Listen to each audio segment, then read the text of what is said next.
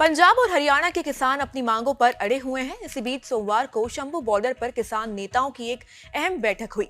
इस बैठक में किसान संगठनों ने केंद्र सरकार के प्रस्ताव को अस्वीकार कर दिया। किसान ने 21 फरवरी को दिल्ली कूच करने की तैयारी कर ली है। किसान नेता जगजीत सिंह डल्लेवाल ने कहा कि सरकार की नीयत में खोट है। सरकार हमारी मांगों पर गंभीर नहीं है।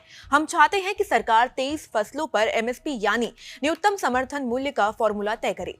सरकार के प्रस्ताव से किसानों को कोई लाभ नहीं होने वाला है। सरकार के 5 साल वाले एमएसपी प्लान को किसान संगठनों ने क्यों किया खारिज और जगजीत सिंह डल्लेवाल ने इसको लेकर क्या कुछ बताया, सुनिए।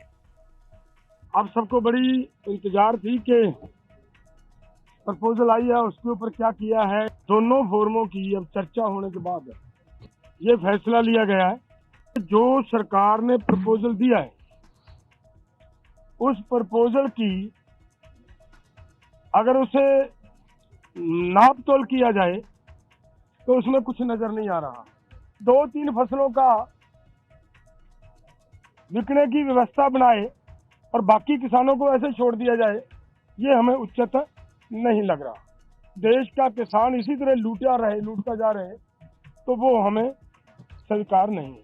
आप सबको बड़ी इंतजार थी कि प्रपोजल आई है, उसके ऊपर क्या किया है, क्या उसके बारे में कुछ तरह तरह के विचार चल रहे थे। कोई कुछ बोल रहा था, कोई कुछ बोल रहा था, लेकिन ये दोनों फोरमों की अब चर्चा होने के बाद ये फैसला लिया गया है कि जो सरकार ने प्रपोजल दिया है उस प्रपोजल की अगर उसे नाप तोल किया जाए तो उसमें कुछ नजर नहीं आ रहा।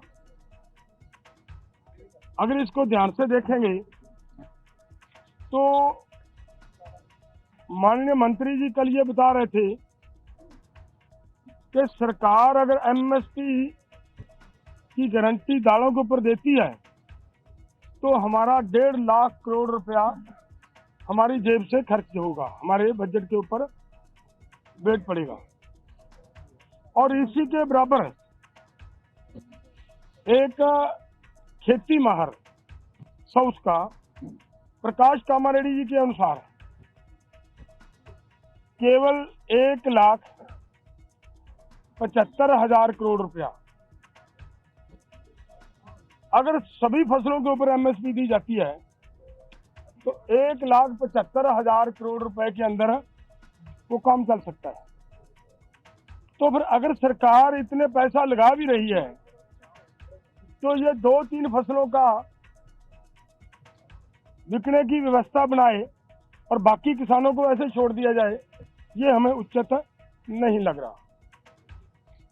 दूसरी बात मैं और ये कहना चाहता हूं, देखिए हमारी गवर्नमेंट बाहर से 1,75,000 करोड़ रुपए का पाम ऑयल मंगवाती है